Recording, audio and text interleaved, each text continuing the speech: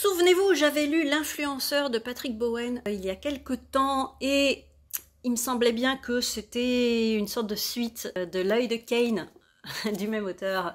Ici, je l'ai lu au livre de poche, donc j'ai lu celui-ci qui a été écrit il y a assez longtemps. C'est son premier roman en fait.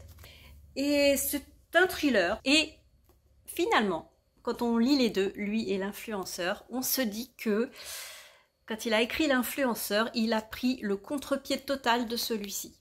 C'est-à-dire, c'est comme si c'était un négatif. Alors, je ne veux pas dire que c'est négatif, hein, c'est pas un avis négatif, mais c'est vraiment l'opposé. Il a repris tous les éléments et il les a inversés. Là, donc, on suit 10 personnes qui vont participer à un jeu de télé-réalité.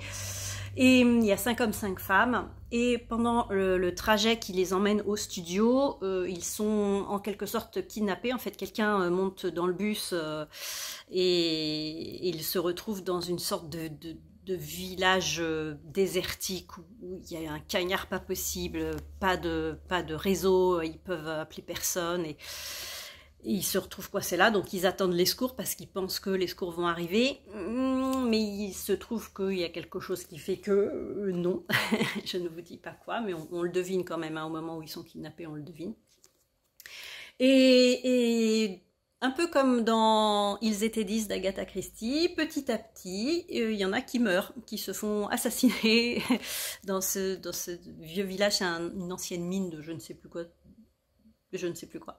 Et il y a aussi un peu l'histoire d'un des personnages, on voit qu'il a vécu des trucs dans sa jeunesse et un peu plus tard, enfin il s'est passé des choses bizarres dans sa vie et petit à petit on apprend jusqu'à la révélation finale d'un truc qui s'est passé.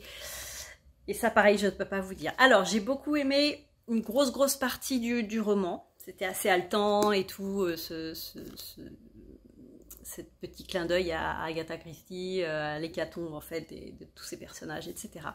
La fin m'a un petit peu déçue, j'aurais préféré autre chose, mais il y a une révélation qui remonte un petit peu le truc quand même, mais pareil, je ne vais pas vous en dire plus.